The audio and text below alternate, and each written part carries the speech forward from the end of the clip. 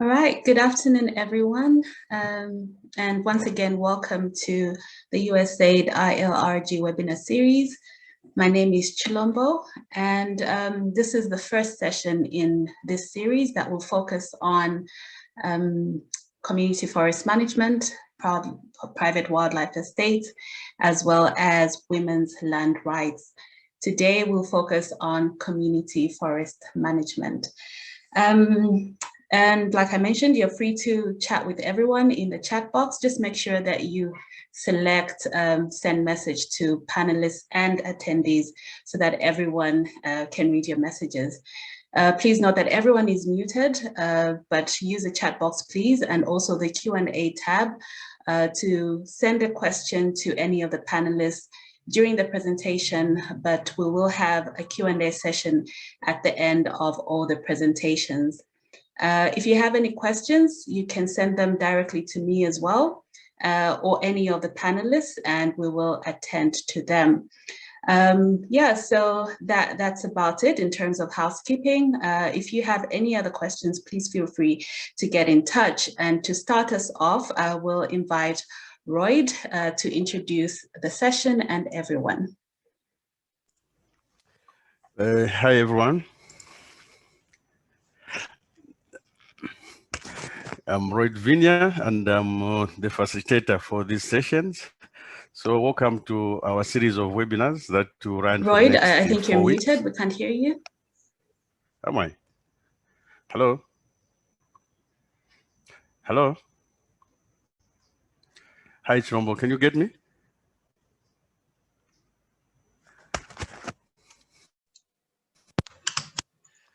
Hello? I'm wondering, I can get you. Okay. Yeah, I can get you. Is everybody able to get me? Okay, thank you. So I can proceed then. Okay, so we have a series of webinars that are going to run with us for the next 4 weeks. So today we start our series of webinars looking at the status of community forestry.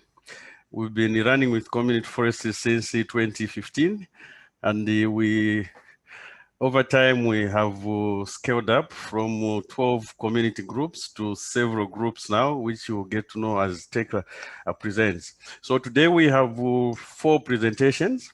So the first one will kickstart on looking at where are we in terms of community forests in Zambia from the perspective of government, because they're the ones who have been hello? Adam? Chirombo? Hello? Roy, you are very clear. You can go. Okay. Well, somebody just said that nobody can hear me. Okay, thank you. Okay, so to kickstart our community forestry management workshop series, we'll start with looking at what the status looks like at national level, and this will be presented by Tekla Musuka. Tekla is the senior technician at Forestry Department, and she's the one who is in charge of community forest management activities. So she'll run us through where we are and what sort of players we have in the field. And the way we are going to proceed with the entire presentation is first to have the presentations made from Tekla, from the government perspective. Then we'll go into the players. So at the level of players, we have basically these 3. So these are coming from Chipata District Land Alliance. Then we have WeForest, which is based on the Copper Belt, but with a lot of tentacles in the Muchinga and the parts of northern Zambia. And then we have also a presentation from Frankfurt Zoological Society. And these presentations will follow each other. After the 4 presentations, then we shall go into plenary where we can actually begin to participate, all of us. So please, let's get to the first presentation. Tekla, are you there? Thank you very much, Professor. I'm there. Oh, thank you. The floor is yours. Okay. Can I share the screen? Yes, please. All right.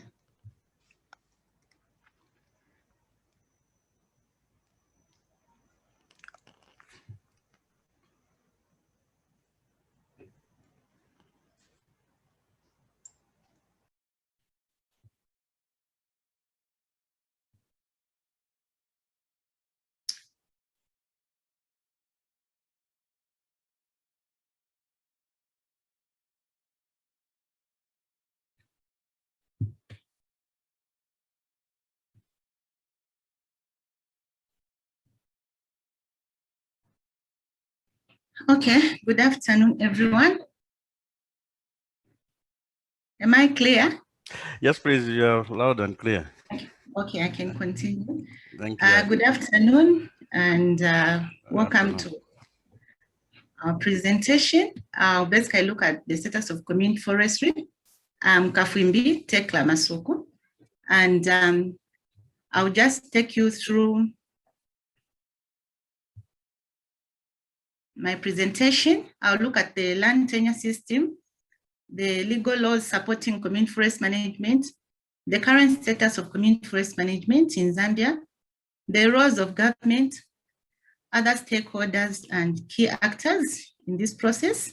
Then we are also going to sum it up with the honorary forest officers and the status at which we are now. So we are going to look at the tenure system. This is drawn from our integrated land use system report, which was generated in 2016. When we look at the way the tenure system is, we find that some lands are in the private ownership, like in terms of the major land uses where the forests are.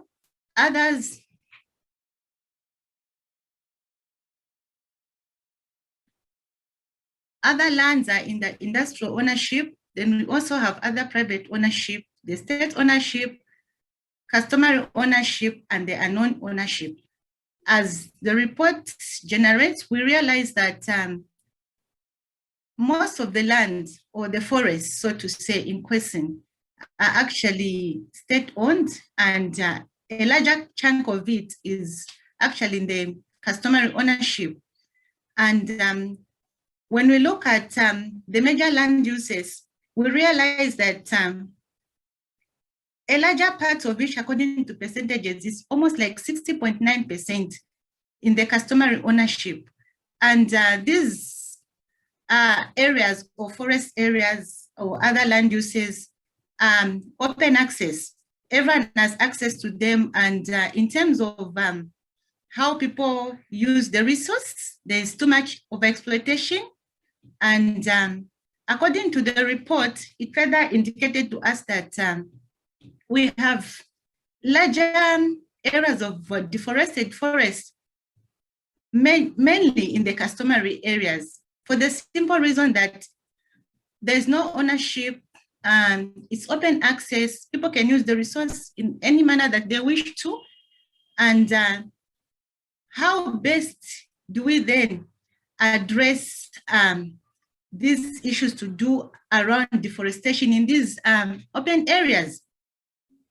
That's how the government now tried to explore and opted for options like engaging the people that are living with the resource, who are the communities themselves. They are the ones that are in the forest or in the forests, around the forest areas, and they're the ones that are actually having a fuller use of this resource. How then do they benefit? What options do we need to put in place so that these communities can be key players, and also at the end of it can be seen to accrue some benefits from the forest resource that they have? Therefore, community forest management itself comes into play or into act to look and address some of these challenges. This process, therefore, is not on its own. It is also legally supported by the various laws that we are just going to look at. So community forest management itself is actually supported by the National Forest Policy,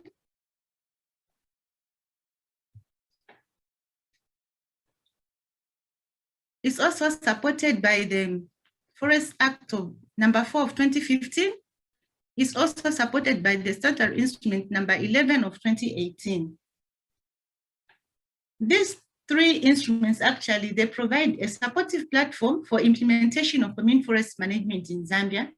They provide a legal basis for devolution of control use and management rights and responsibilities over the forest resources to the local communities. The National Forest Policy actually, when we look at the objective and its measures, it seeks to empower local communities and traditional leaders in order to ensure adequate protection and management of these forests. Then the Forest Act of 2015 also tries to address the issues around community forest management. Starting from section 29 up to 35, it looks at how communities can actually engage and set up the processes of how they can gain their user rights in actually managing these forests. To couple it up and support the whole process of community forest management is the coming up of SI 11 of 2018, which provides for the promotion of community forest management areas. It also specifies eligible areas for these CFMs. It also tries to stipulate the membership of these community management groups. The SI also tries to address issues around the rights and responsibilities upon submission of an application for submission for recognition, where a group is recognized, which later also is also, the group also enters into agreement with the Forest Department. So the SI also tries to provide for an assessment of potential user rights by the communities.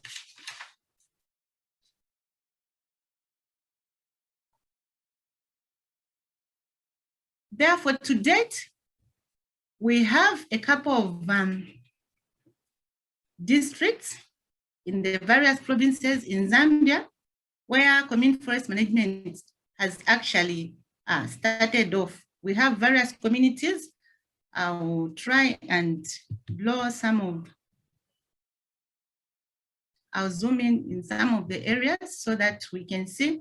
So like we have communities in Isoka, Chinsali, Mafinga, Shuangandu, Chamampika, Lavushmanda. These are in Mchinga province. We also have Chitambo and Serenge in Central. Then we have most of our CFMs also in Lundazi, Lumezi, Mambwe, Chipata, Chadiza, Petaoke, Nyimba. These are in Eastern province. Then we also have Rufunsa there and Luangwa in Lusaka province. Then up in the northwestern, up in the northwestern, we have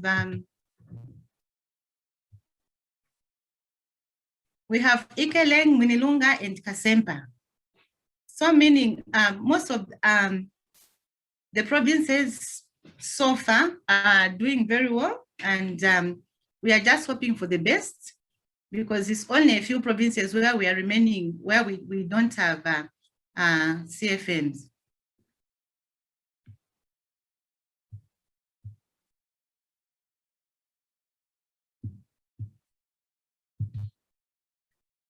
So we'll move on now and try to look at the current status. Where are we? In terms of the community forest management groups, as the statistics are reflected there, from the year 2018 to 2019, in 2018, we started with the first 21 community forest management groups who received support in terms of setting up through the decentralized forest and management program. We had communities from Northwestern, about 10 of them, and we had about 11 in Mchinga. But to date, as you can see, we have about 29 CFMs from Eastern Province. Then we have 6 from Lusaka Province. We have 40 in Mchinga. We have 11 in Northern, 8 in Central.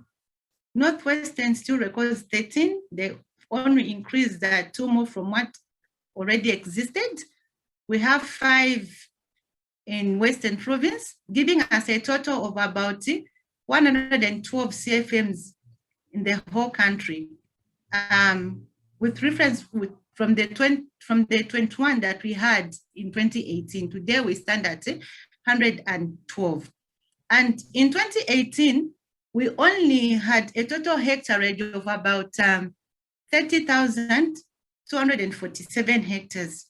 Today, we are talking about 2,200,649 hectares under communal management. When we look at the chart, the table also indicates to us that these CFMs are actually at different categories, where we have those that have just been recognized and are yet to enter into agreement, and the figure stands at 40. Then we have the others that have completed the whole process and they've entered into agreement with the Forest Department. We are now at 68.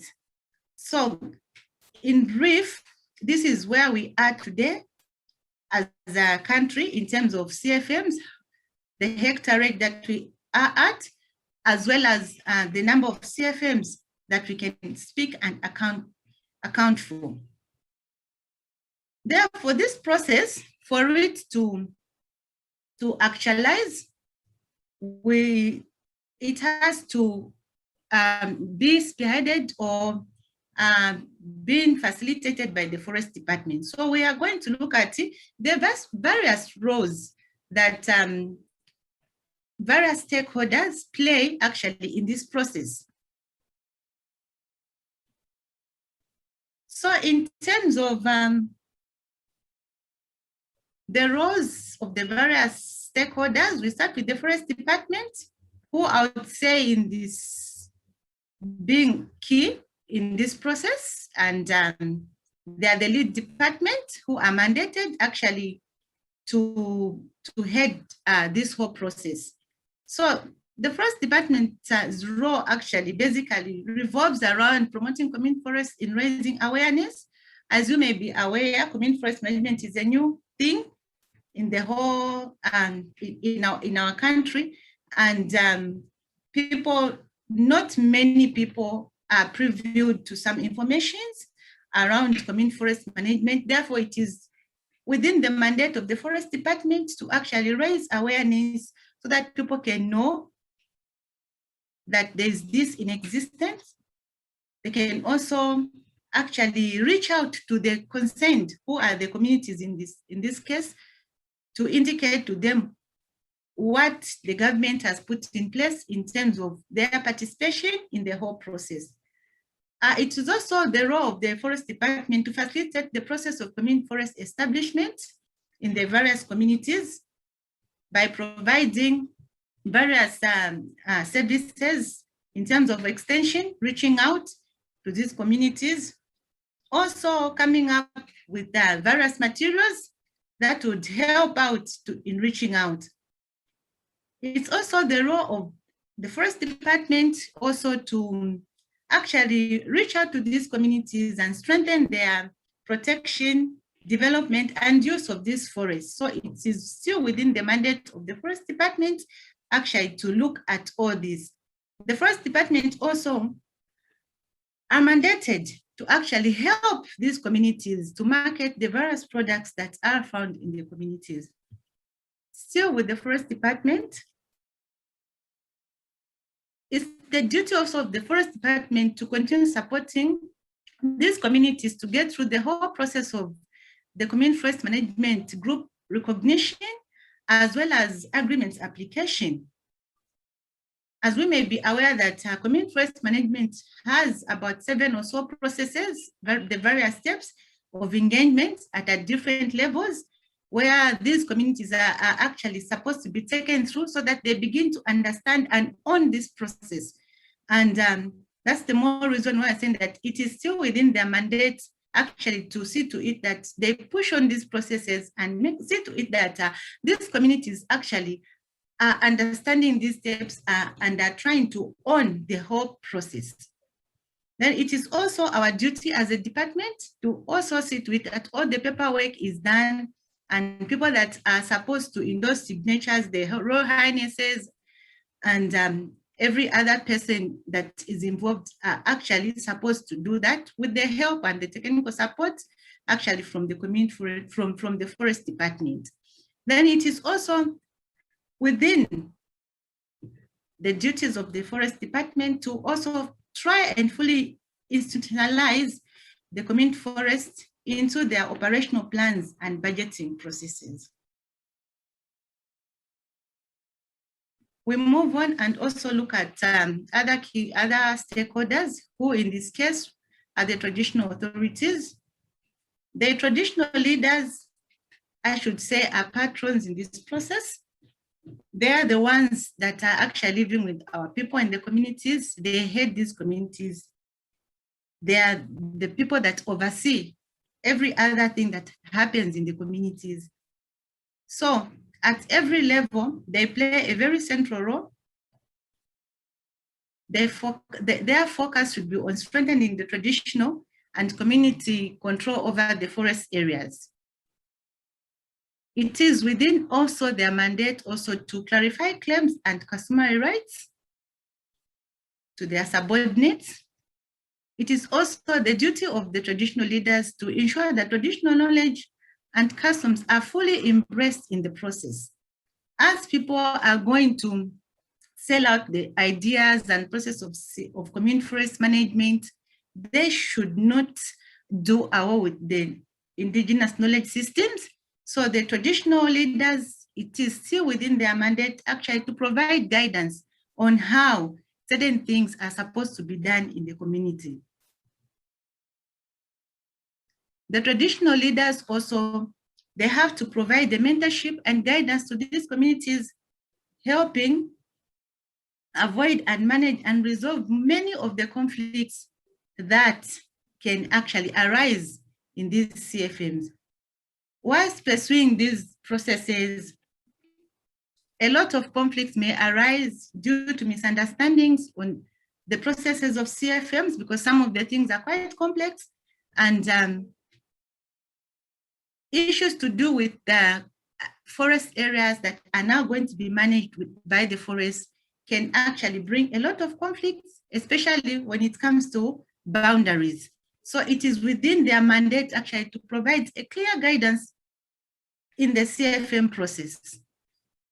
Then it is also within their mandates as traditional authorities to actually provide for a written consent in these CFMs, because they have to give consent that these areas really have been actually demarcated and they shall operate under a community forest management group. And so these areas or the forests in place, if they are consented, meaning that no other person can come in and do any other activities, because the chief would have given a consent and they would have agreed together with their communities. So it is within their mandate also to also provide, to endorse their signatures and every other date stamp that is also required.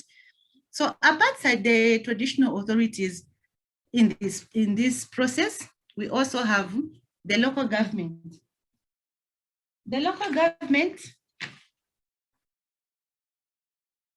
as you may be aware, community forest is not only about forestry, but impacts on agriculture, water, poverty alleviation, community resilience. And so that being the case, the local authority actually should support the processes of community forest management.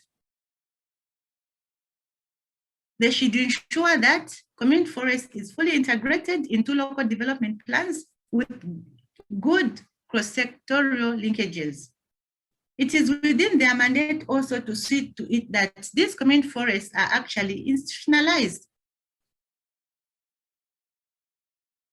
The local authorities' mandate also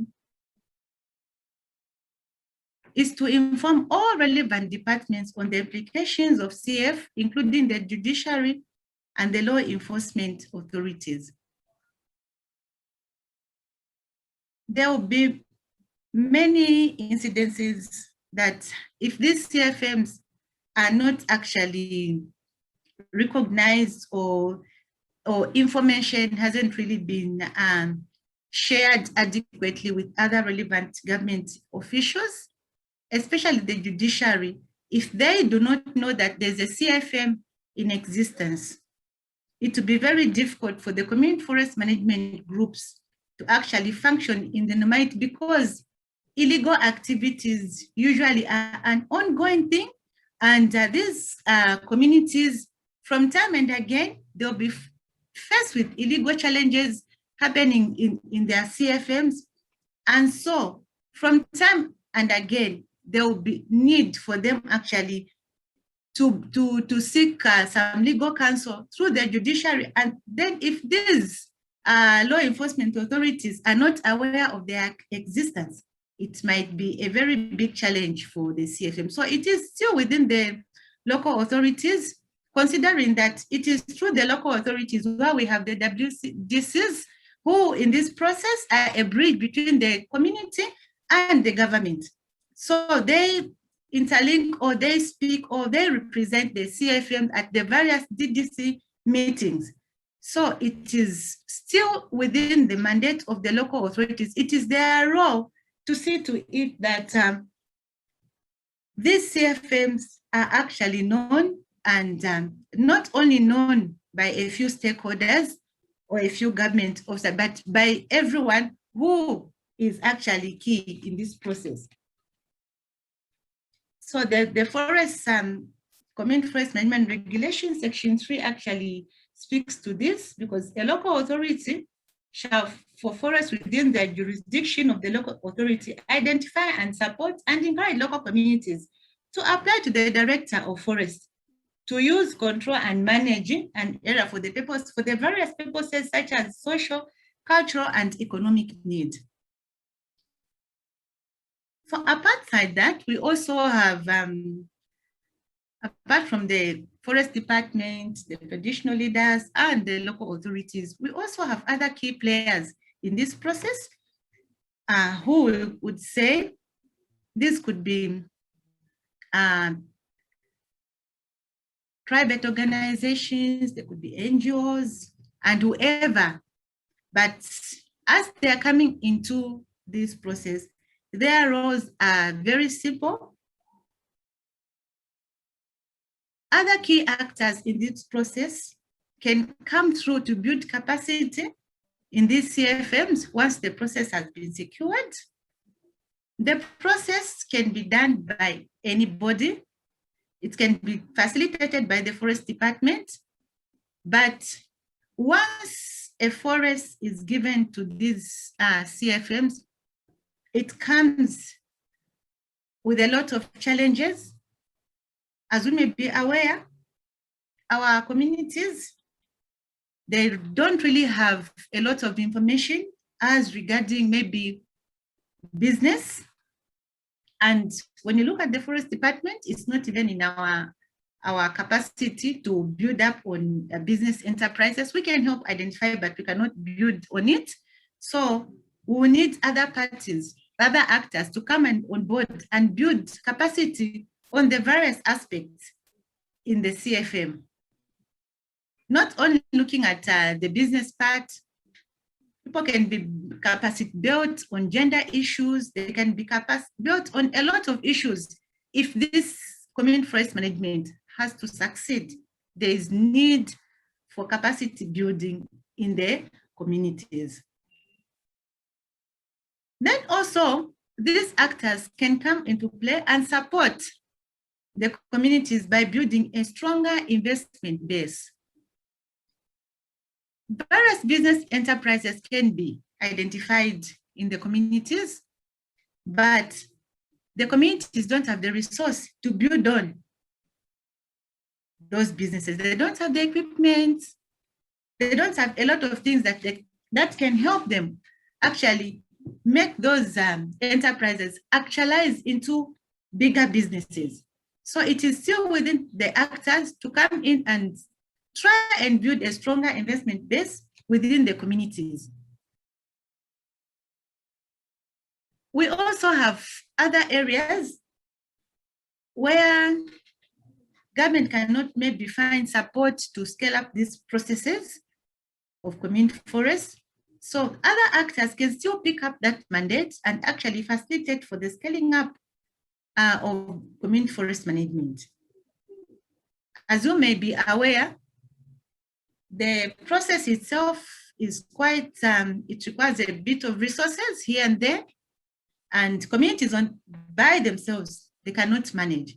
So they would require maybe somebody to help out in scaling up this process, to help support the scaling up of the various processes in their quest to engage into community forest management. Key actors also, they play a role of trying to create market linkages and business incubation in the communities, can help market the various products that are found in these community forest management groups. They can also try to also build on one enterprise where these communities, these businesses can actually be grown into larger and bigger businesses. From just one product, a community can be able to actually put up a big industry. So it is still within the mandate of these key actors or players to actually offer this kind of support. It's their role.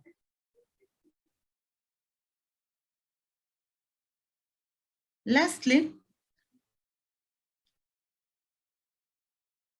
various livelihood activities also can be provided for by the key actors. As we all know that forest products take time to mature and are sometimes seasonal. So as our communities are trying to manage the forests, some of the forests that have been given for management are depleted. They don't have the tree resource. They just have some little regenerations here and there. There's literally nothing. So to say that we can say that these communities can start getting the benefits now. So because of that, other actors can come in play and support other livelihood activities that will actually help these communities manage their forest areas effectively. So basically, these are some of the roles that the government plays around, and also other actors in the process can actually come in and support the processes of community forest management. Community forest management itself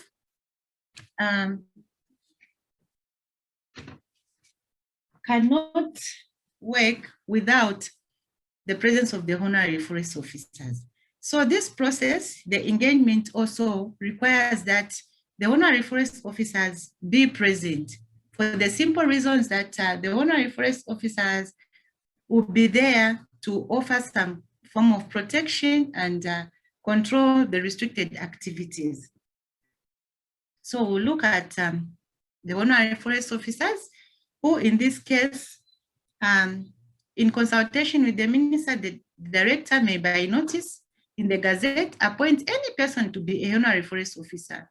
Their appointment may be general, meaning that the honorary forester is empowered to act in any part of the country or in other specified areas according to the notice of appointment.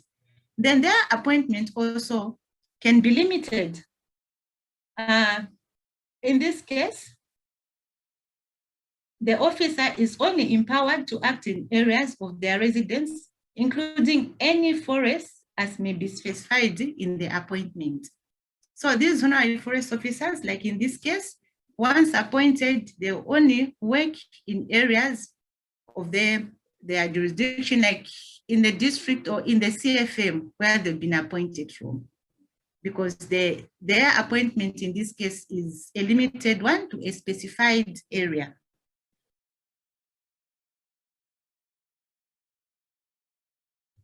So where are we today? Currently,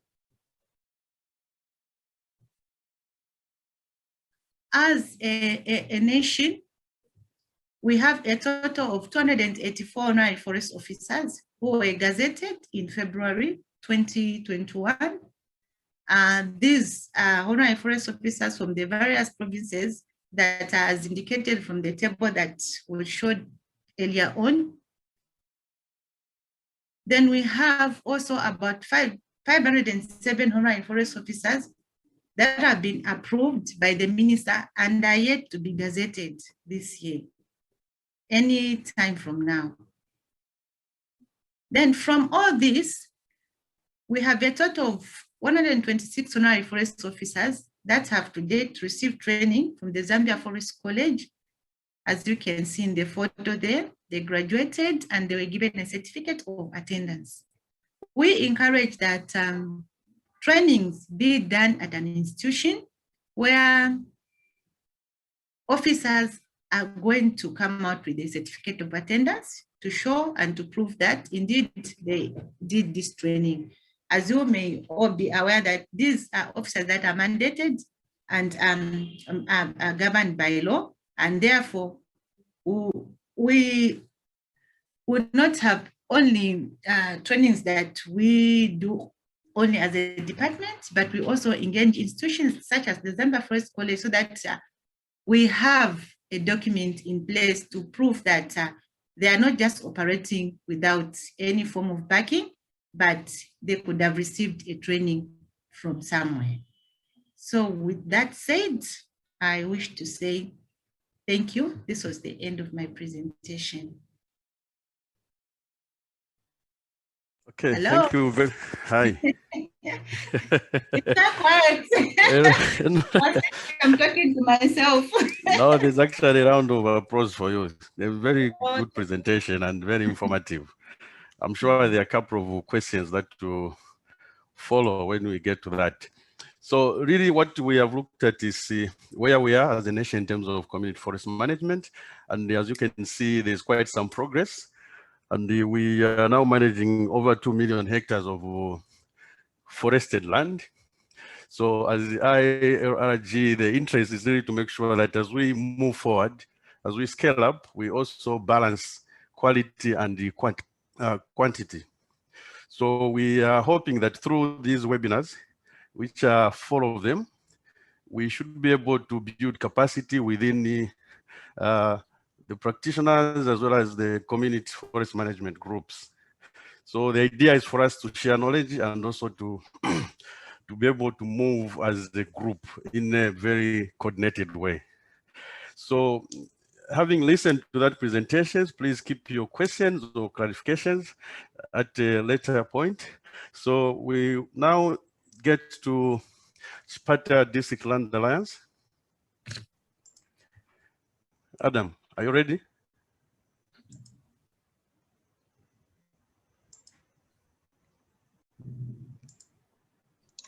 Yes, right. Hi.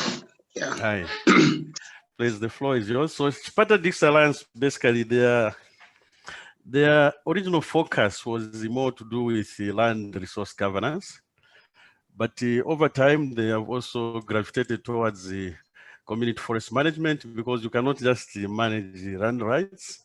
You have to look at the entirety of the natural resource that exists on that particular land. So they have been supported by the USID, and they have a different perspective, and they will present something which is very interesting and it will be thought-provoking at some point. I think all of us will look at community forestry to be 1,000 hectares plus, but here we are now going to look at small is beautiful. Let's see where we are getting to. So, Adam, the floor is yours. Please walk us through your presentation. Okay, thank you very much. I think, like Roy mentioned, that small is beautiful. My name is Adam Goma. I'm from Chipata District Land Alliance as a coordinator. And I'm going to walk you through a very simple and small presentation on the lessons that we have learned. I think you've already heard that we are coming from a huge experience of land documentation that is at household level, but in the process, it encompasses also documentation of some other resources which we saw it's needful, it's important to also focus on natural resources, because we do capture these sometimes under communal resources and other user rights.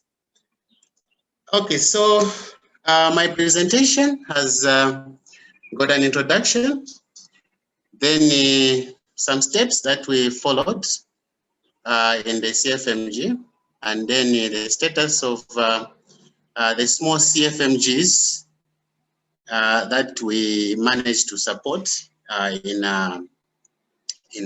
one chiefdom, and then the challenges and lessons learned. So introduction: under the IORG USAID program, CGLA assessed the viability. It was assessing the viability across where we have been working from to see are people interested after raising a lot of awareness on the benefits and the importance. So through those massive sensitizations, awareness raising, which we usually do at first village meetings, we saw two chiefdoms, Mnukwa and Mafuta, expressing a willingness to have their own community forest management, as chiefs giving consent or a go ahead for any community that may wish to establish a community forest. Unfortunately, on the way, Mafuta was dropped down due to conflicts. I think these were administration conflicts. It was at the level of the paramount and the chief arguments and misunderstandings. So already to us, that meant that no program on documentation can move forward, because at the end of the day, it belongs to the chief. The chief has a final say. So our focus was shift to Mnukwa, and we had the three communities, Mbenjele, Maweni, and Matizi, which we started with the process.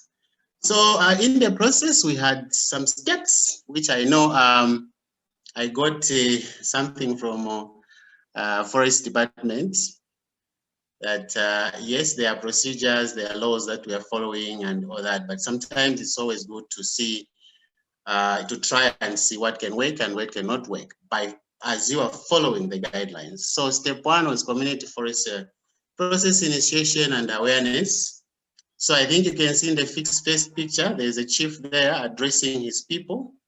And these are head persons across the chiefdom, and giving them information that he is interested to reserve areas for community forests. So whichever community is willing to do that, he's going to provide support.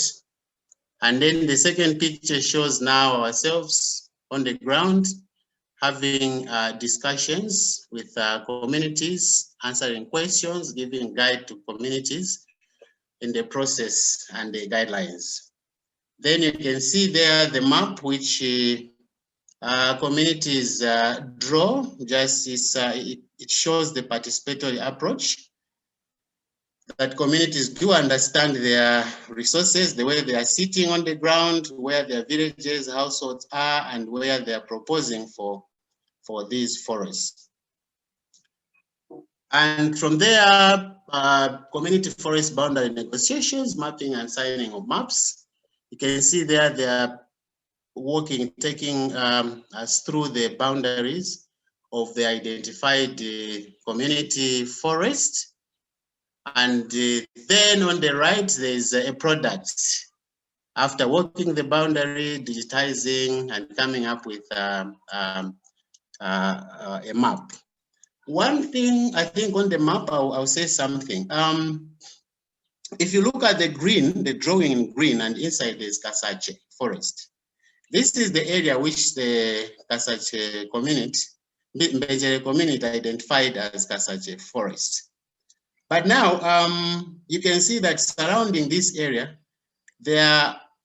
it seems like it's suitable for forests around. There's some big land around.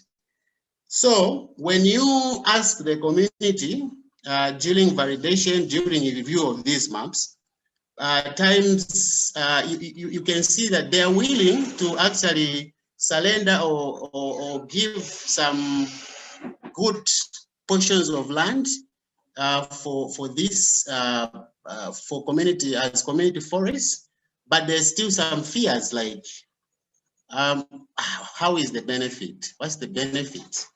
Okay, so I think that one will come in the lessons learned. So the third step was community forest management formulation. So elections, of course, a democratic process where office bearers are elected by the community, and then with an emphasis on gender integration, and also a guide that all surrounding communities must take part in the election to avoid those communities left out in the decision, in such a decision-making point, may tomorrow emerge and say, they may react, say, no, we didn't participate. This is not the type of office bearers that we want to have. Then also during those this process, massive sensitization on the bylaw formulation, of course, guiding people that there is already a law, and then that law, it needs to be tailored to the needs and to the desires of the community. How do they think it is going to work for them? Step 4, community forest management plan and forest bylaw formulations, meeting with communities to collectively develop practical guidelines, guides and rules to manage the forest sustainably and productively.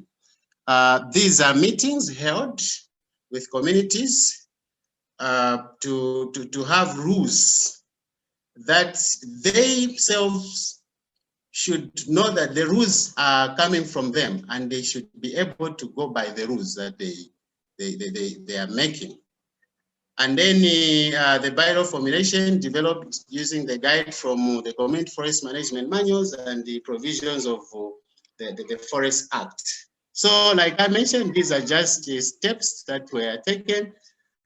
And then from those meetings, committees established, and then the committees identify within themselves who, or within or outside the community, outside the committee, who can be part of who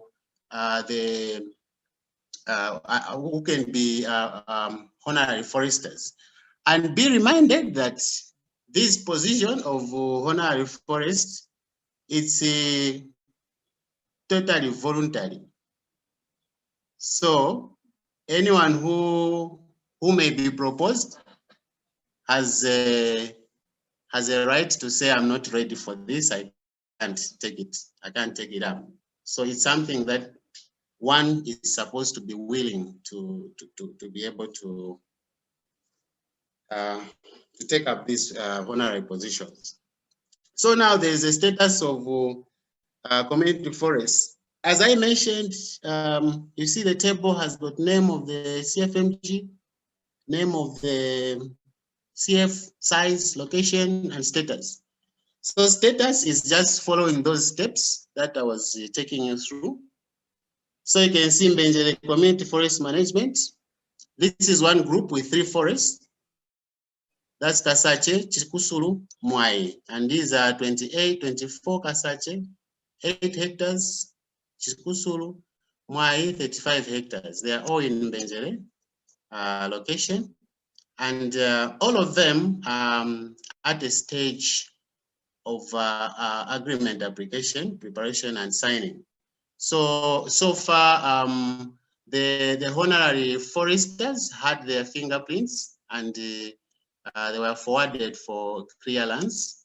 Once that is done, then the forms for agreement, the chief has to also sign. We already submitted those forms to the chief, so that we move from that step now to the agreement. Now the final step, agreement with the forest on the management part. Okay, so that's Mbenjele, and then Matizi. you can see that there's a Mawen Community Forest. In Maweni, these are hectares, 633, and then the names of the community forest, Maweni, Kafoteka, and Sairi. So you can see that all the two, Maweni and Kafoteka status, they are at the boundary were negotiated and the boundary were walked. So the maps are there, which have not yet been validated by the community, but the boundary working were done. And then you see there is Sairi here, which the boundary was done, but it is still under negotiation because this community, the same Maweni community, is proposing for more land to be added to 3 hectares. So there are still discussions on the ground that we may go back to have the boundaries of Sairi Community Forest walked again. And then Matizi Community Forest Management Group, the name Matizi, but here nothing much has been done. It's just at the level of community forest process initiation and awareness. We didn't finalize, we didn't work, we have not yet walked the boundary for this forest. So coming to the lessons, I think from our experience, the lessons that we've learned are that community consultation and engagement is key to establish a community forest management group. And always be mindful that the community is comprised of individuals who may have different understanding and thoughts. You know, one thing we realize is communities can express interest, but sometimes those who express interest may be a minority. So when you are holding the meetings, sometimes we attend of holding clustered meetings where you bring maybe 8, 9 villages together and start discussing about a resource. So what we learned ourselves is that sometimes those people who are influential don't normally attend meetings, community meetings. They look at it as sometimes a sheer waste of time. But when time comes now that you want the recognition time come now that they are supposed to be signatures and what, that's when they emerge and start bringing confusion. Second, it is always important to utilize existing data. Very, very important. We had these situations, scenarios where we go to a community, it expressed interest because they hear that this is Chipata District Land Alliance under IORG program. Meanwhile, they already have the same activity with another actor, like Komako. So you find that you hold the meetings with them, then maybe 2-3 days, Komako go to the same community, you go and walk the boundary of a community forest. Then when time comes for walking those boundaries and what for any other actor, the community takes them again to that same to the same resource. So it is very important to have at least you have baseline data about the area, like already existing land use plans or any other data. Though it's there's still a big gap in data management, because even when you go to Department of Forest, sometimes you find that the data which is there is sometimes outdated. There's so much has taken place, so much has happened over years, and then it's not the information, the data they have is not updated. So sometimes that becomes a challenge. It is a risk to establish CFMGs in chiefdoms with the boundary conflicts. You know, resources knows no border. These resources, they cut across. Sometimes they can cut across 3-4 chiefdoms. And then you may find that communities around that resource are willing. But again, when you look at the jurisdictional powers, they are different. Maybe there's a Chewa this side, there's a Ngoni this side, there's a Chewa that side. So it may be a sheer waste of resource to go into that area before resolving, before facilitate the disputes or conflicts or resolution processes, because you may find chiefs, the chiefs have got their own way they operate. Maybe sometimes, depending on the tribes are not in good books with the Chewa, so even if the resource overlap, then if you get consent from the Ngoni, then the Chewa will say, no, I can't give consent because there's already a consent from this one who I don't want to work together with. So this is something that is also key to consider. In as much as the processes are there, there's need for flexibility on the results. You know, these things are dynamics. The approaches to the communities, they vary depending on the responses and the way the communities set up. The way the procedure can be the same, steps can be the same, but sometimes you may need to be a bit flexible with some communities because it doesn't work that the way it happened in Mazimawe is the same way it should happen in Mafuta. You need to consider those flexibilities as when we are implementing the CFMG. It is always important to involve women in the process. You know, women are key where natural resources are concerned. Women are very, very important in the process, and always take care of the ideas of the less privileged. Sometimes, you know, there are people who are considered less privileged. I can say maybe the disabled, and other populations in the communities. Sometimes we tend to forget taking care of the ideas which come from these people. But it's very, very key because we are talking about natural resources and natural resource management. Then a challenge that we've seen over time is it is unclear to communities on how benefits realized from forests can improve their livelihood. There is need for clarification on benefit sharing. You know, it's a long-term thing. Like when you invest, you don't expect to start harvesting maybe the same year. It takes time. And now communities tend to weigh between, okay, should I sacrifice this land?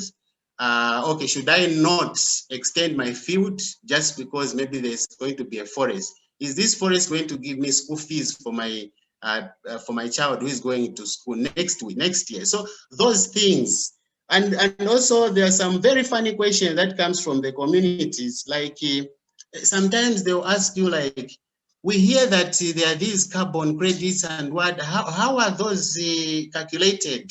Because if only we know that, then we will know we'll be calculating those monies on our own. They look very silly, but those are some of the things that needs to be taken care of so that communities understand. Thank you very much. I rest my case. Many thanks, Adam, for that wonderful presentation. I said small is beautiful. We've seen community forest management areas, 3 hectares. So the question, of course, is what has motivated those individuals to come together and manage 3 hectares, the size of a farming field? But we'll get to question and answer sessions at some point. So we are now going to move on to another partner institution, which is the Frankfurt Zoological Society. And the presenter is Rachel. I hope Rachel is ready with you are ready with your presentation. So Frankfurt Zoological Society is also funded in terms of community forestry with the USAID monies, and they have been doing some fantastic works on the ground in terms of scaling up community forestry management. So I hope, Rachel, you're around. Are you ready? Hi, Rachel.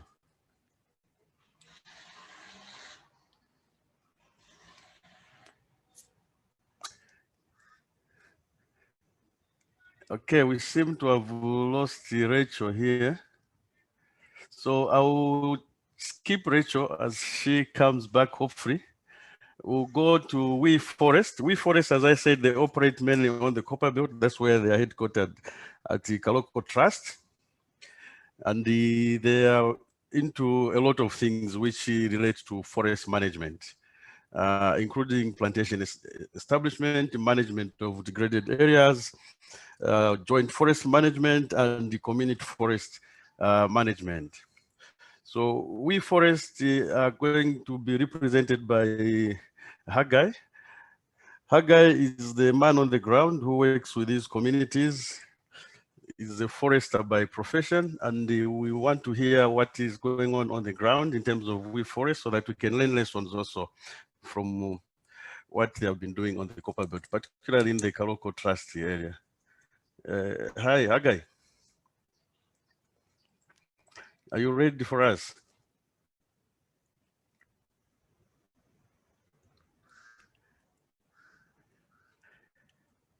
Okay, so can you unmute your mic? Hello, good afternoon. Oh, hi. Afternoon, I can hear you now. All right. Please, the floor is yours. Take us through your 15 minutes presentation. Thank you. All right.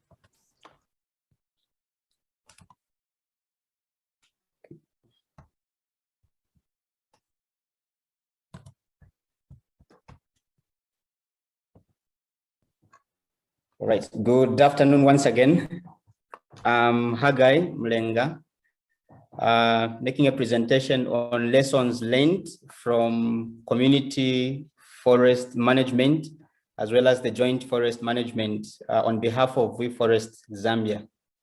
So in this presentation, I will briefly talk about the approach that WeForest Zambia has been taking in carrying out community-based forest projects. And thereafter, we'll highlight a few lessons learned from implementing community forest projects across the country.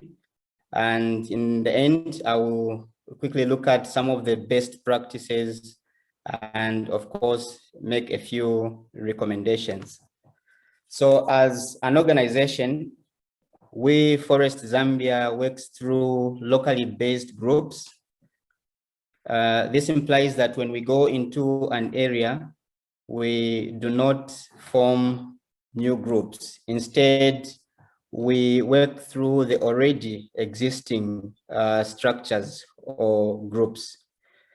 So this implies that we more like build the capacity of the already existing structures, and through that we create that sense of ownership in the management of various forests wherever we are working from.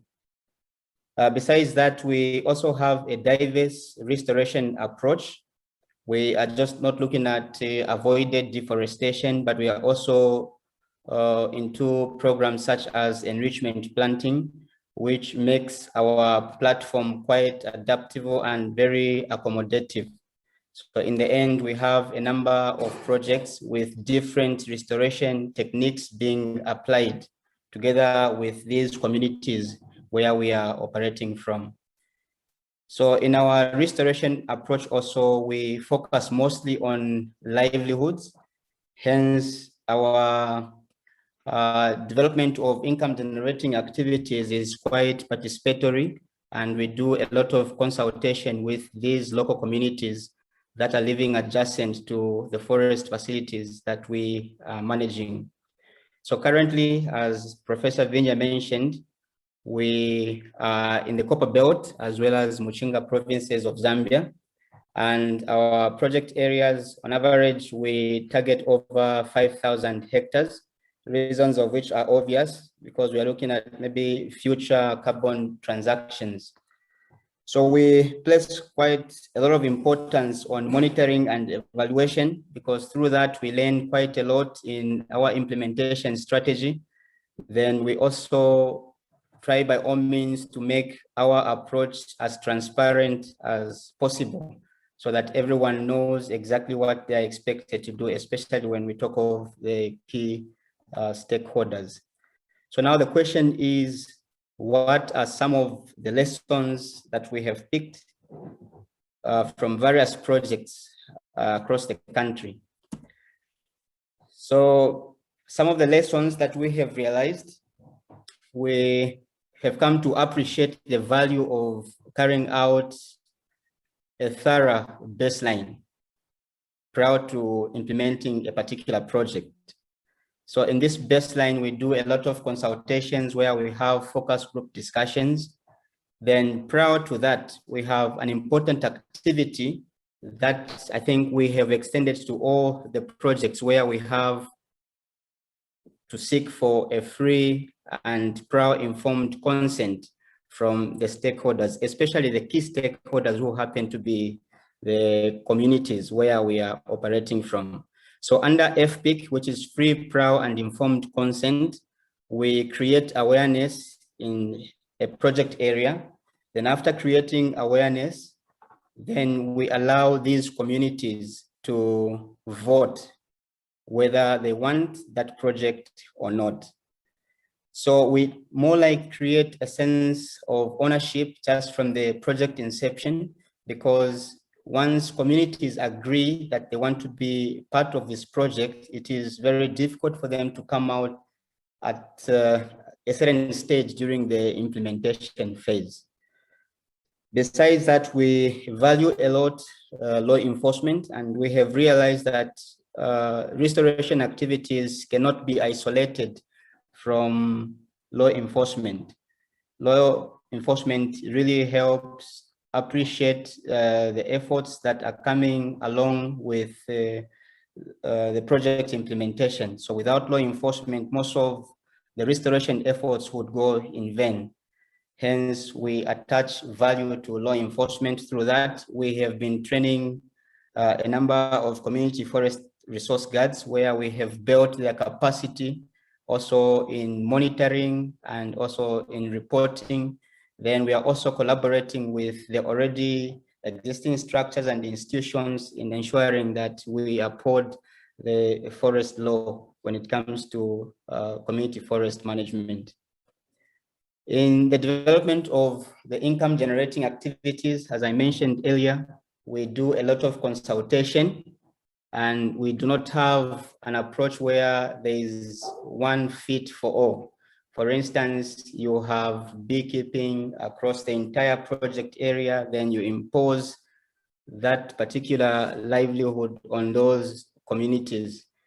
But we consult these communities, then we have a participatory approach where they are actively involved in coming up or in designing these income generating activities. Of course, we promote beekeeping because of its direct linkage to our vision and of course our ultimate goal. But we also incorporate other forestry friendly alternatives that come on board when communities are consulted widely. Further, we also look at enhancing partnerships, especially at community level. So we are not looking at these community structures or these locally based groups more like engines for implementing the technical part of forest management, but we are also trying to look at them as entities that can venture into various enterprises.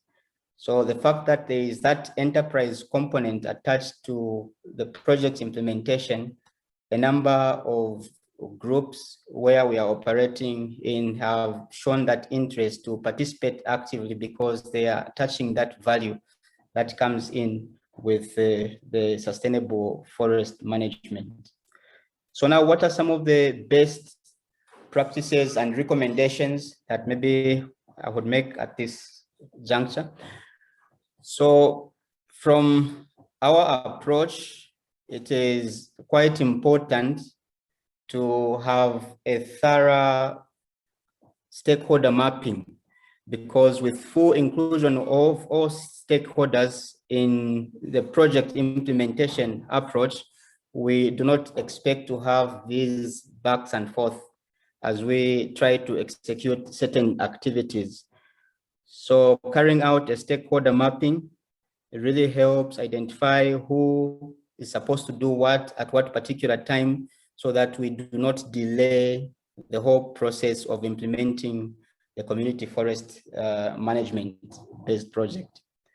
Besides that, we also have realized that it is important to have a market system development approach in the implementation of different livelihood sectors.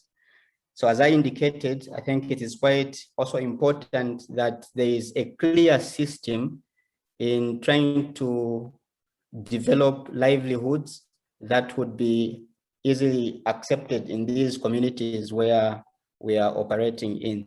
So a clear system to select a particular sector should be in place, and that system should be participatory, and not just being participatory, but it should also allow the scoring so that there is that ranking to see which one should be prioritized, so that there is that sense of ownership from these communities where these projects are implemented.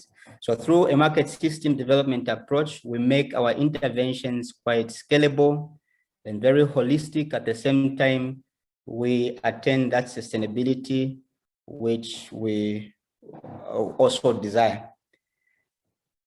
Then we have realized that it is quite critical to place emphasis on the L in the monitoring, evaluation, and learning, because through that you are able to make the necessary amendments and necessary adjustments to the implementation strategy that is there in place.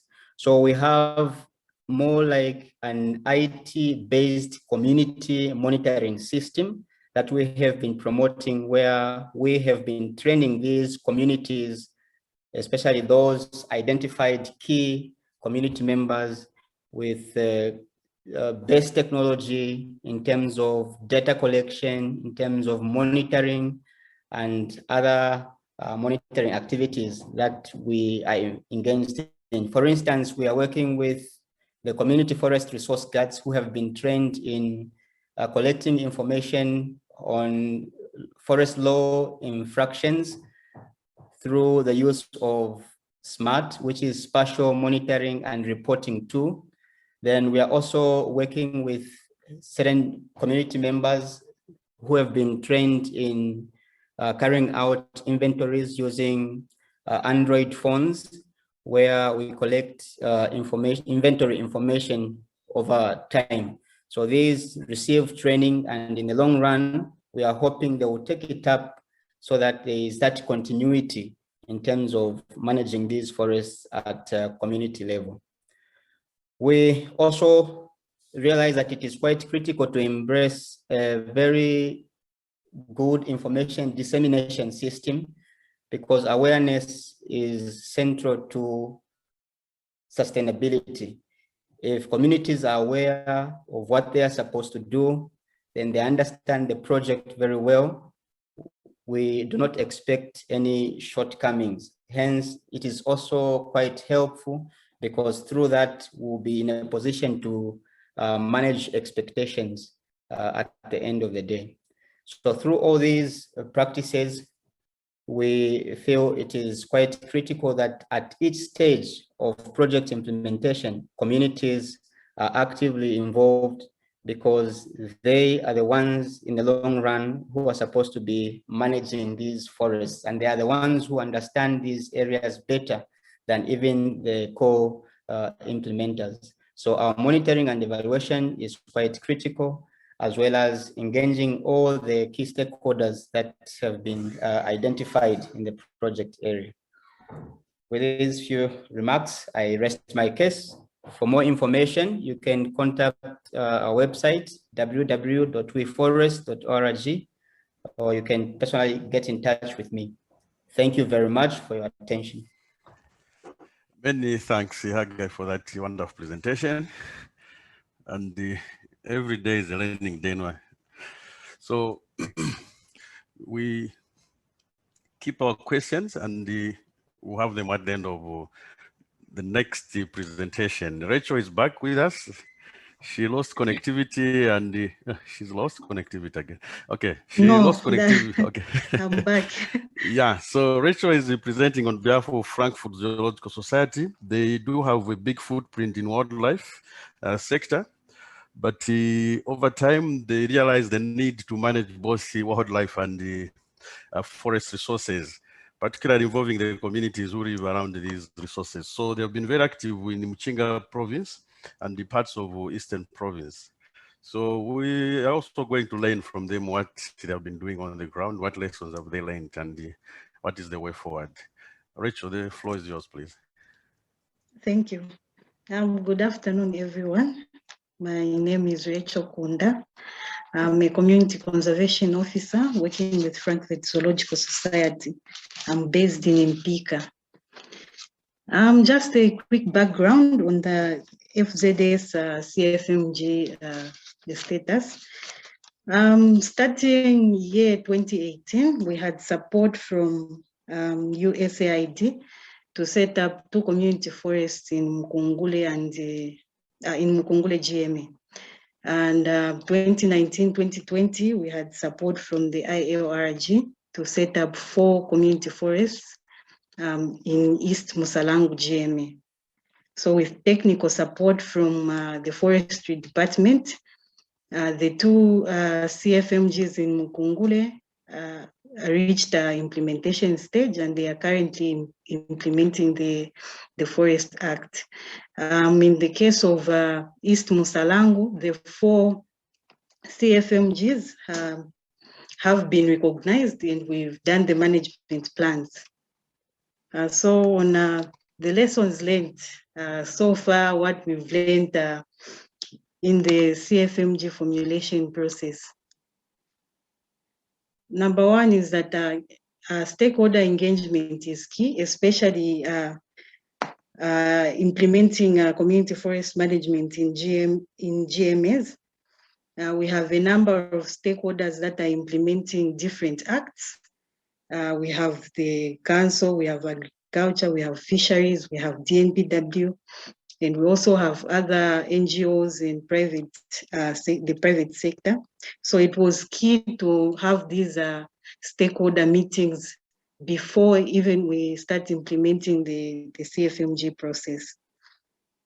And we learned that even after we had these meetings, there were still issues that were raised. For example, from DNPW, we had issues to do with law enforcement. So the questions we asked were that, will our WPOs be allowed to conduct patrols in the CFMGs, or will the safari operators be allowed to hunt in the community forests? The second point, what was key in the formulation process was awareness raising on gender, because most of the community meetings are attended by men. So during awareness raising, we ensured that women were included throughout the process of the CFMG formulation. Because when we grouped men and women separately and told them to list down the forest products that are important to each group, what men listed were, what came out from the men's group were timber, charcoal, poles, fiber, honey, while from the women's group, what we got was firewood, grass, mushroom, caterpillars. So we learned that it was key to ensure that both parties are represented during this process, so that all the forest products that are important to both groups are represented in the management plan. And also on the issue of boundary conflicts,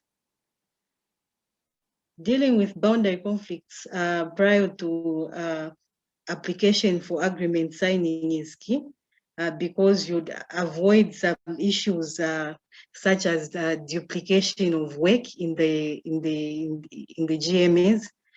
So in our case, we had, as you can see on the map, after setting up 4 CFMGs in East Musalangu GMA, we we found out that actually Komako had their CCAs in the same areas, just that they left the area in 2017, then came back in 2020. So due to the gap, the chief and the community members thought that Komako was no longer working in the area, and so they gave a go-ahead for us to set up these CFMGs, only for them to come back in 2020 and say, we are still working in the areas, and now we have the opportunity to trade in carbon for these areas. So we need to start working in these areas. So that would have been avoided if the two organizations had agreed on the areas. And also beekeeping integration in the community forestry management process is also key, because it had shown that the conservation efforts will be enhanced, because all the farmers that were supported, they chose portions of land where they would hang their hives, and they ensured that these plots of land were not degraded in any way. They were conserved for beekeeping specifically. And the major challenge that we've faced in our CFMG formulation process is the sustainability of the community forests, especially the ones that we set up in Mukungule GMA. The areas were small. One was 735 hectares, and the other one was about 685 hectares. So once we had done the management planning, we found that timber logging was not an option, because if they had done timber logging in a year or two, the area would be depleted. Beekeeping was there, but it wasn't going to sustain the entire chiefdom to benefit. And other non-wood forest products were almost depleted. We had a bit of mushroom and caterpillars, but that was not enough to sustain the law enforcement work or the administration work for the CFMGs. So that still remains a challenge. In introducing the groups to the RED Plus project was also we were not able to do that because the NGOs that we approached said the areas are too small. So unless the groups were ready to extend the areas, if the areas were a bit bigger, then they would be considered for the RED Plus project. So that for us, that continues to be a bit of a challenge. I think my presentation ends here. Thank you so much. Okay, many thanks, Rachel. Again, like your other presenters, you brought out very interesting issues, and the issue of size is obviously a big issue when it comes to RED Plus. Okay, so we have kind of come to the end of the presentations, but now we go into a question and answer session. I see a number of questions already on the panel there. But I think the mic for all participants will now be unmuted. You can raise your hand. I think there's a provision to raise a hand somewhere. So who comes first?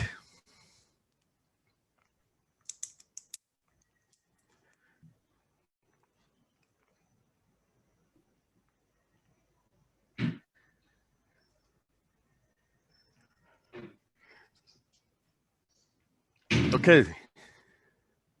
Tekla, you want to ask a question? Not really.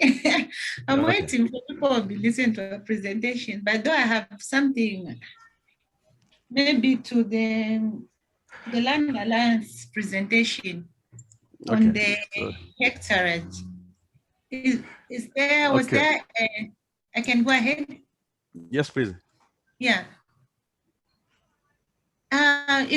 Was there maybe a preference to why they chose to look for areas as small as 3 hectares? What was the drive behind that? Okay, good question. So we'll keep that question on the parking lot and we'll get 3 questions, then the panelists you can respond. So I see a hand from Rhoda. Please go ahead. Hello, good afternoon. Hi, afternoon. Hi. I've got a number of sort of questions and I think they are kind of overall, so I think any of the presenters can answer them.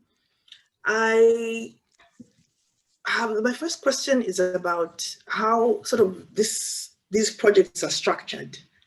And I think the Chipata Land Alliance discussed the fact that they had problems due to the chiefs' conflicts and those types of things.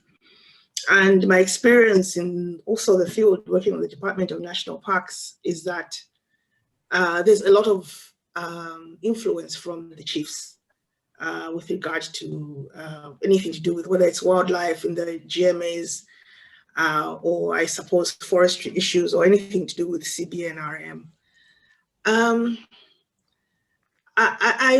Over the years, I've thought to myself, chiefs are not elected. There's no democratic structures which sort of ensures that if a chief is not working for the people, they are pulled out like a politician and that sort of thing.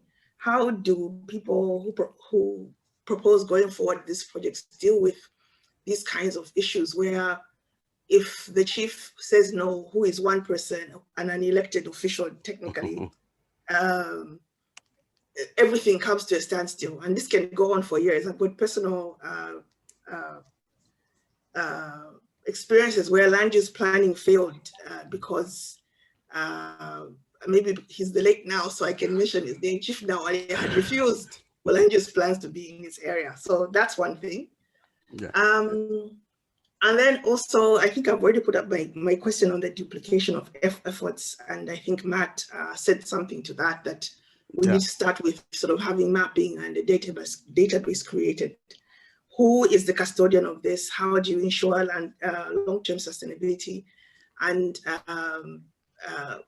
as government looks to be not sort of holding its part of the bargain in this, I think one of the presenters talked about how they couldn't find any data on what sort of projects were being implemented from the Forestry Department with regard to this. So who is the custodian? How do you ensure long-term sustainability? Those are my 2 questions. Many thanks, Rhoda. Kawonso followed by Girian. Titus Kawonso first, not Kawonso Japheth. Titus Kawonso followed by Girian. Please, I forgot, Rhoda, could you just introduce yourself? Which institution?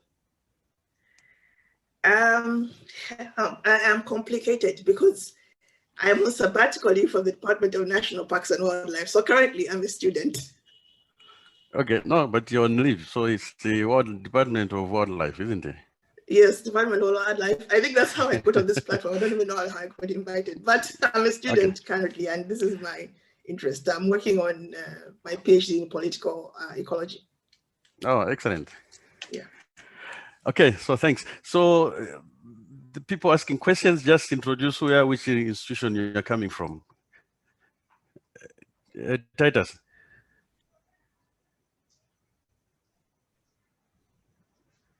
Hello, Titus. Unmute your mic.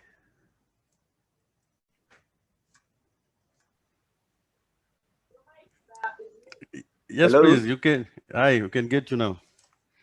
Good afternoon. I'm Kawonso Titus from Forestry Department, Chipata.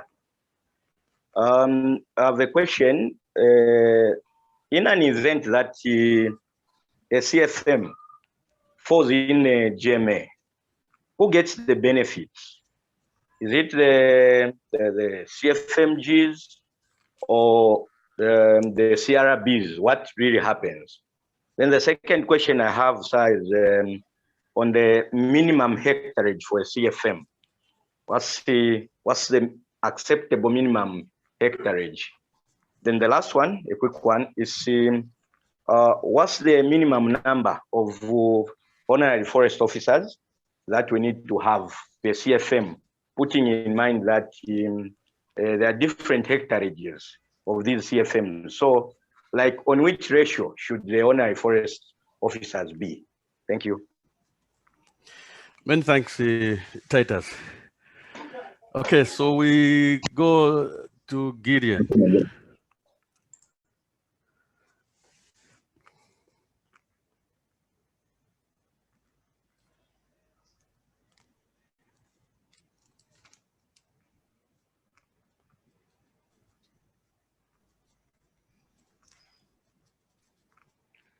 Hello? Gideon.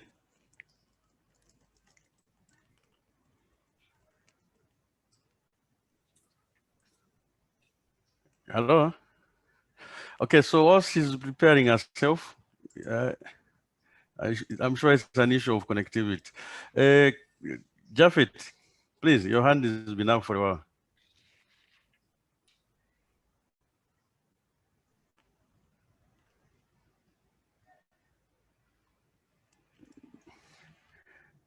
Hello?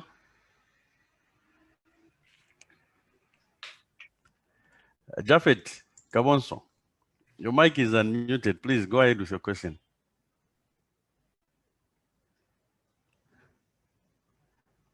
Chiromba, are we having any network issues there? Well, everyone is unmuted and they should be able to ask their questions. Yeah, I'll try again with Japheth, but he should be able to ask his question now. Okay. Yes, now I've been unmuted. Good afternoon. Afternoon, Japheth. Thank you. My name is Japheth Kabonso. I work for Forestry Department.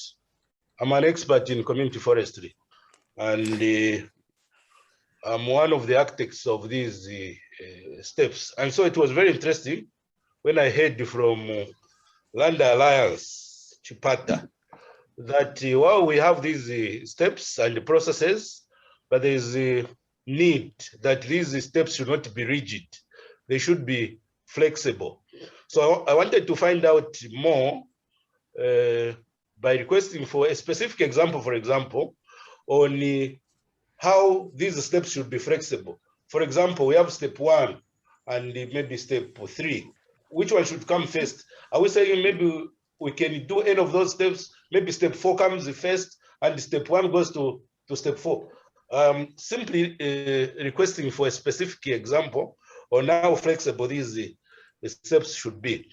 And then I also wanted to find out how, when he talks about benefit sharing, not being very clear to communities, how I also need a further explanation on that, because benefits, according to me, according to my understanding, accrue at the individual as well as household, even before they accrue to the rest of the community. Those are the 2 things I wanted to find out. I thank you.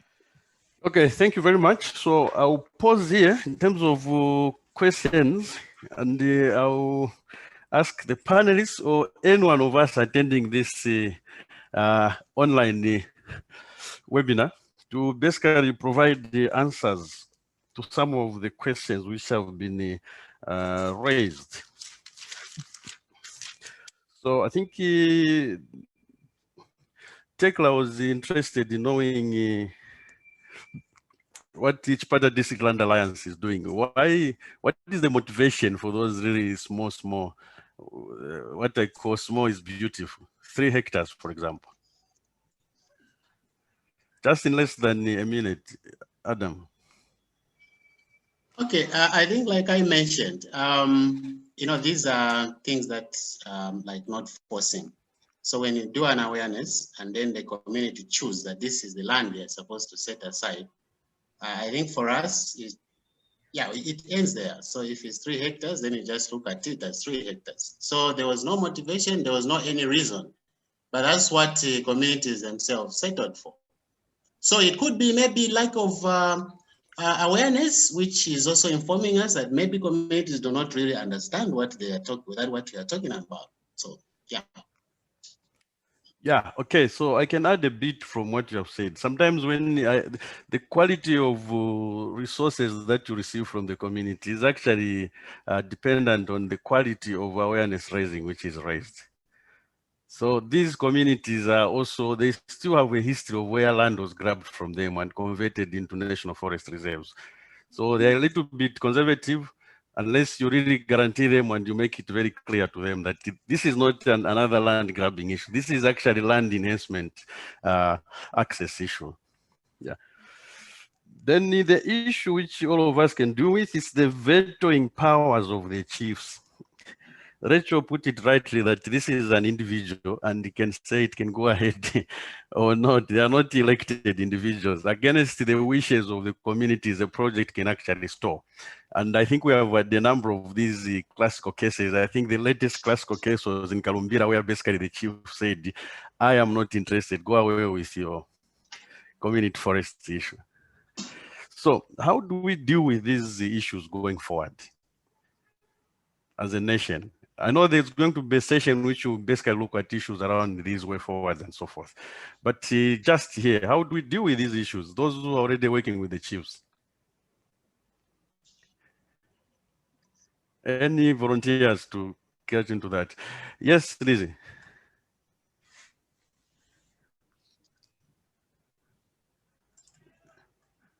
Lizzie? Hello. Hi. Yes, yes, please. Again. Oh, she's been muted again. Kindly unmute Lizzie. Hello, can you get me? Yes, we can now. Okay, great. Okay, so I'm saying we cannot run away from working with the chiefs, especially in these rural areas. When you're in cities, you really can't see it. But when you're in a rural area, you then see the powers that they equally have.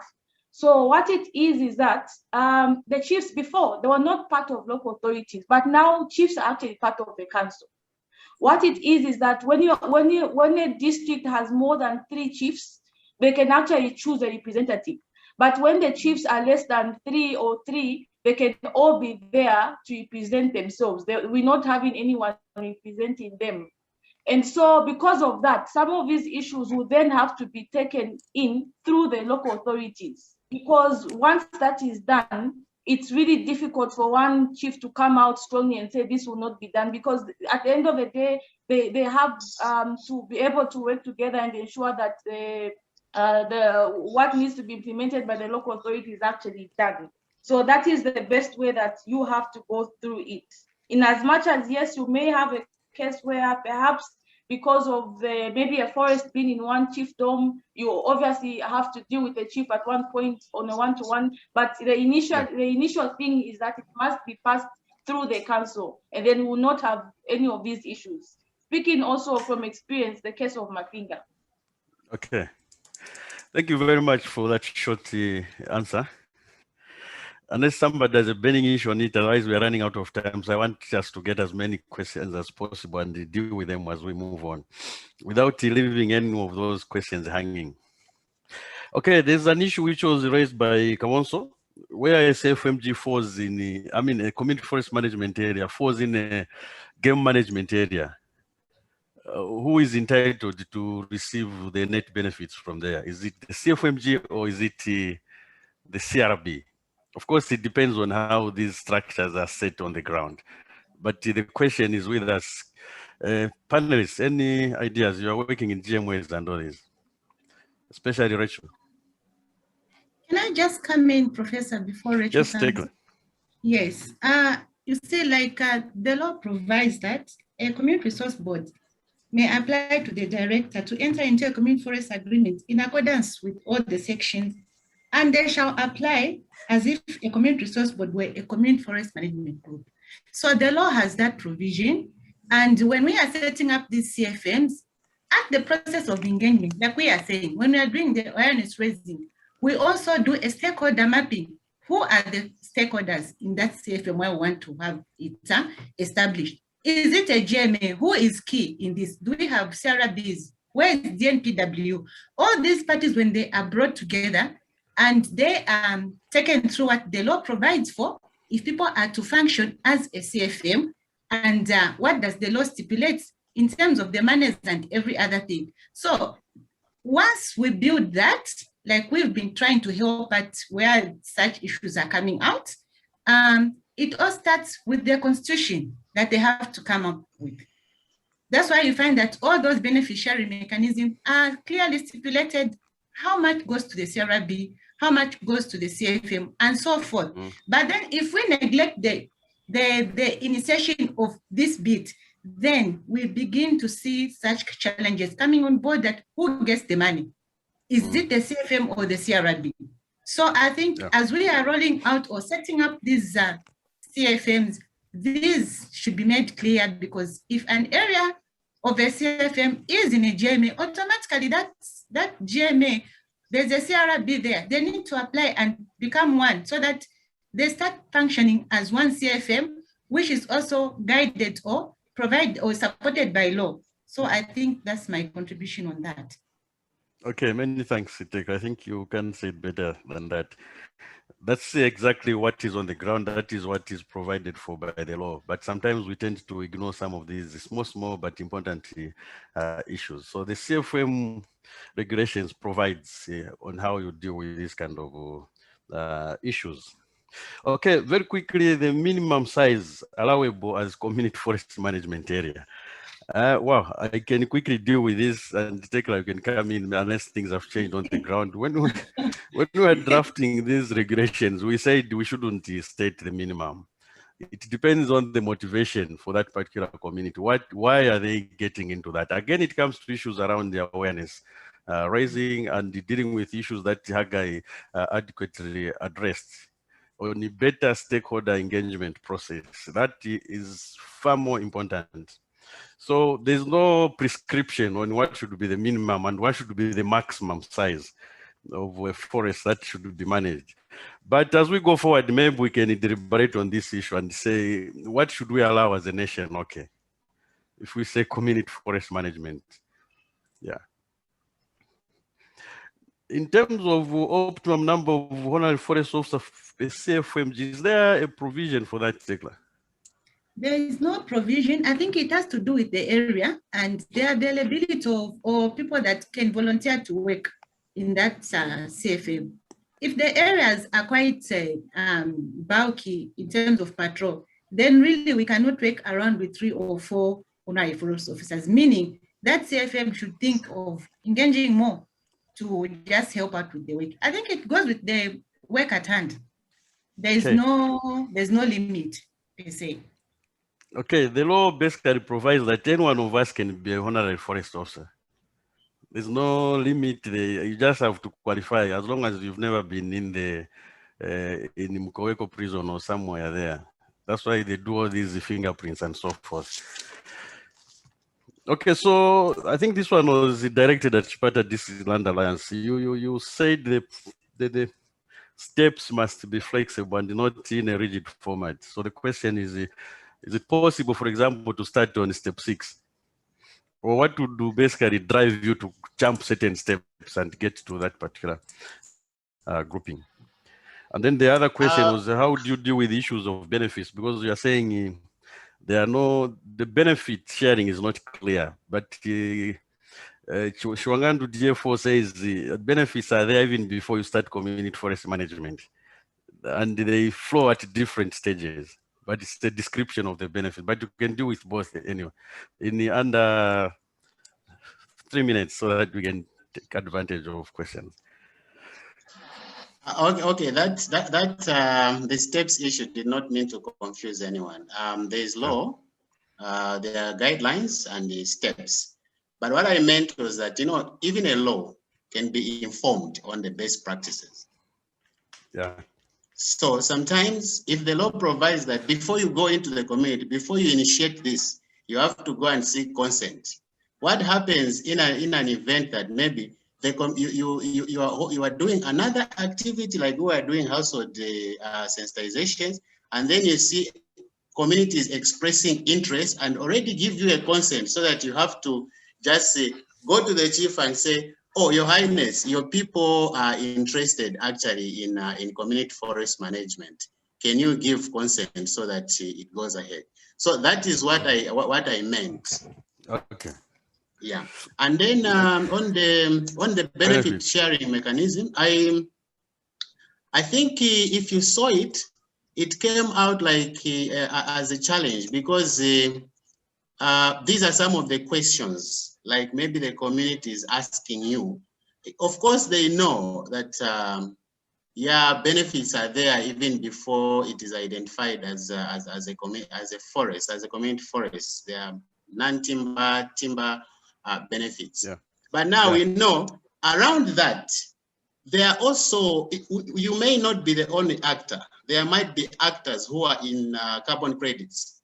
And then when they hear of some benefit sharings, maybe from some other community forests, then they tend to ask you to say, we hear that there are these benefits that comes as you know, credit bonuses and what. How is this going to be like in our setup? So this was actually thrown to the experts. Like I don't know where the who posed this question. Kawonso. It was just yeah, it was just thrown to them. Like, okay, in an event that you have such kind of questions from the communities, and then you may not be an expert in that area. What are the best responses to such? Thanks. Okay, many thanks for the response. Okay, so I'll take another round of clarifications questions. I'll take 3 at first, then we can provide. So just to clarify that we started 15 minutes late, so I'll basically adjust 50. We'll stop exactly at 3:15 in case there are several issues to be sorted out. Okay, so there's a hand from Lizzie. Can I, okay, just 1 minute, Liz. Can I get back to Gillian? Hi, Gillian, are you still on?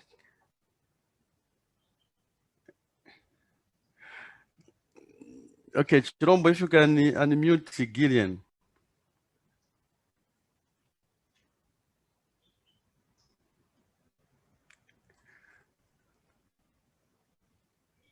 Right, I can't see her, but I will try to unmute her. We can move to the next one while I try to unmute her. Okay, so we'll take from Lizzie, then followed by Angel. Oh, no. Sorry, I think I hadn't dropped my hand afterwards. It was okay. Okay, then I'll pick from Angel. Angel, please.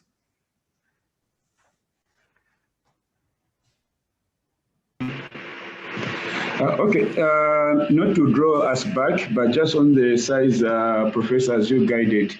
To me, what has been my experience is when we're starting something, obviously we've got an objective. Oh, you haven't introduced yourself. Which institution? I know you, but the others don't.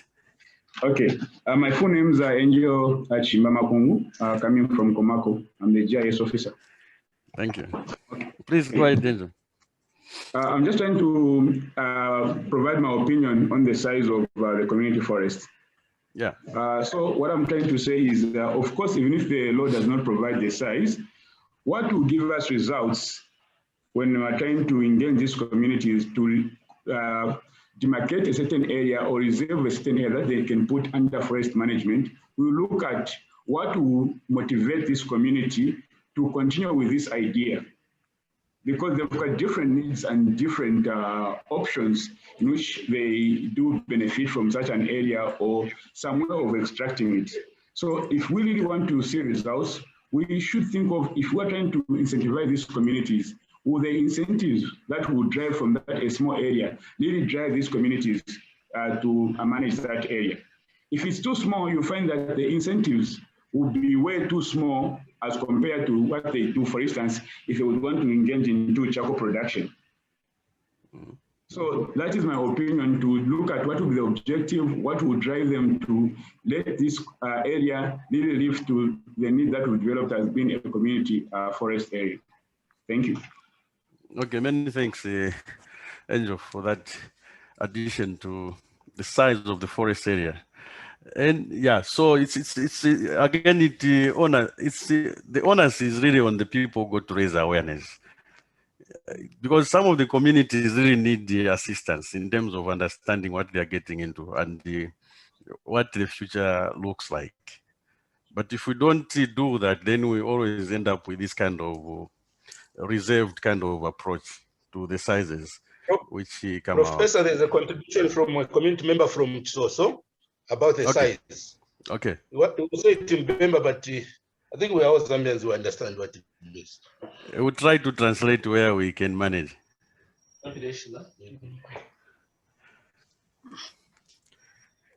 Never Muvanga Kennedy, chairperson of Chisoso Community Forest. Vashani wa Kennedy. Mkwai nfe kwino vachele. Kari tuwa munene poi. Mkwai pako kola. Yeah, mkwai. Please, kutimwa. Awe shiramira wako. Kutimwa ipusho ntwalaranda wino. Na chitatufa kuita contribute pamulandu na size ya ma FMG ya ma hectarage. Na pamulandu wako bati abengi ama communities bali kwata ma community hectarage aya nono pamulandu wako bati tabale chita understand pa first the ubusuma bwa ma community forest kaidi kwale bokutontonga nyokwe bati limbi ubuteko bwefa kutupokela mufye mpanga but after na abangi na bakwato kushinikisho kwe bati awe chintu chilitie bwino sana chelenga iti mpanga shesu chaba improved so abengi nangula bakweteka small ama hectare ja nono but kuti inochitaona abafika pakwe bati titwalundishako nempangana kabiri pantu nomba natukwata abengi nabakwata okula asumino kwe bati awe chintu chili chebwino na ichakuimini nako ngechakumwena konga Chisoso community forest pa first twalipimine inono but afterwards twambo kumono kusambirira nokushiringisho kwe bati awe chintu chili bwino twalirunda kwa ma hectarage erona ino inefe nchitatulanda pakurutina kabi twalunda because natumone mpanga ifyo ile ba build ifyo ile kula ifyo tule sombola mu katika mpanga tile bamo itingi kabiri n'abantu n'abakwata okulatasha kwe bati chintu chalale ngempanga ukubwera lepo yali nokulenga abantu ukuya pantanshi mubwikashi wachilanganda mkwai natotera sana wa Muvanga. Okay, so I can translate. I know there are a couple of people, you might inclusive. Okay, so what he was just emphasizing the reasons that why communities give small areas for community forest management is that particularly this particular community was the very first community that we interacted with under the decentralized forest. They were suspicious, like I explained earlier on, from the past experiences where they lost their traditional lands to forest reserves. But over time, once they engaged and now they have seen the benefits which are coming out, they have actually, for them as a CFMG, they have even increased the forest area which they are managing. So again, it comes to what I say, it's the quality of awareness raising. And this particular community was the very first one, so you may understand. But these other ones, one, you would have questions anyway. Okay, so I don't see any hands here.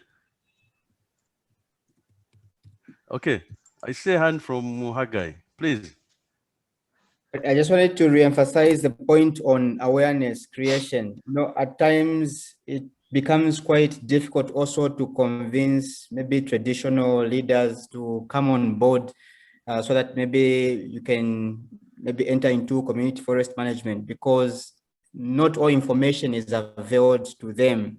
Then also at times the manner in which the information is presented, at times we tend to rush through.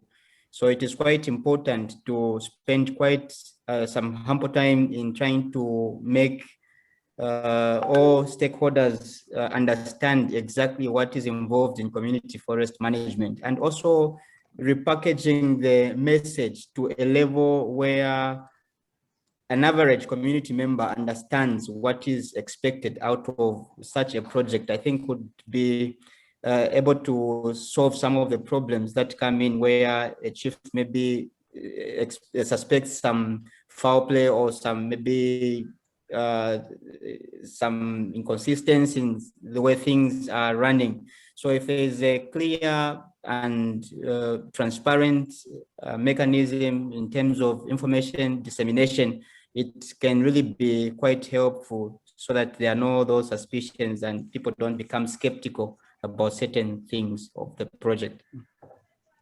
Okay, many thanks, Yagai, for that clarification. Okay, so just to emphasize again that we shall put together all these questions, and at the end of this particular session, at some point in time, we'll basically consolidate these discussions and provide some answers where we can. Where we can, to always consult if it is something that deals on the issues around the policy. That's the Forestry Department matter and the Department of National Parks. Any further questions? Okay, we look like we have had a long day together. Hello? Yes, yes, please. Oh, sorry. Please go ahead, Sylvester.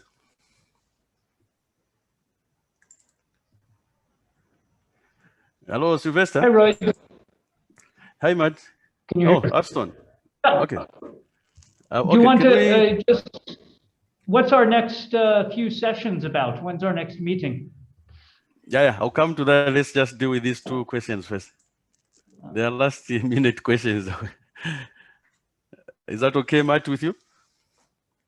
Yeah, of course. Okay, so there were two questions from Benjamin and Brian Tirapopo. So can we start with Benjamin Fuller?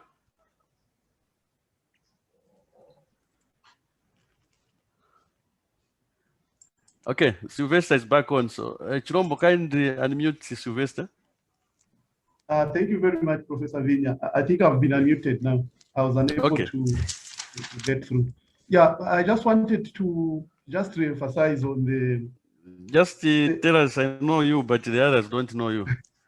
Thank you. My name is Sylvester Siame from Forestry Department headquarters. I just wanted to re-emphasize what other colleagues have already mentioned on the issue of the first step, which is the awareness raising and the process initiation. What we need to bear in mind is that the first step should not be taken like a to-do list where people just go into the community and tick to say we have created awareness. We should be able to also analyze the response in terms of how the communities have picked the information that we have relayed. So in terms of the process initiation, it is important to actually do a number of rounds of awareness raising within the community before we even move to the next steps, because this is a very, very critical step in the CFM process. Like the saying goes, like the first cut is the deepest. So if you miss out certain critical information at the very early stage, which is the first step of the CFM process, then we are likely to face some of the challenges that colleagues were alluding to in the earlier submissions. So I just wanted to emphasize that this should not be taken like a once-off activity where people just go and say, no, we have created awareness and then we can move to the other steps. So I just wanted to emphasize that this can be done in maybe several other sub-steps within the awareness creation process. Thank you. Okay. Many thanks, Sylvester. So I see Benjamin is back. Just unmute Benjamin. Then you take the last one and you close this particular session with what is coming forward. Chirombo, unmute Benjamin Fuller. He had his hand up and he disappeared, but I'm sure he still has that question. All right, I have asked him to unmute, so he should be able to. Okay.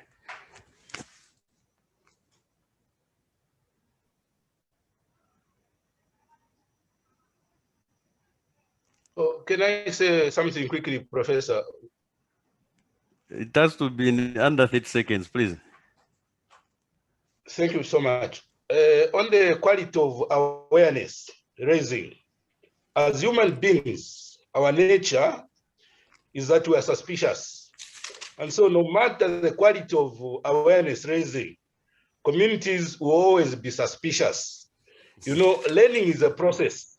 And so the more you interact, you engage these communities, they learn better. A good example here in Shuangandu, there's a community called Filamba. It was one of the most difficult communities. But then I can say from experience that it has come to be the best. And yet, when we first engaged it, it was very difficult. And so by these continuous processes, they have come to learn, and now that suspicion has gone. Okay, many thanks, Kawonso, with that closing. Oh, Benjamin is back. Okay, please, Benjamin, go ahead. This is our last submission now. Hello, Benjamin. Your mic is unmuted, so please go ahead with your clarification or question.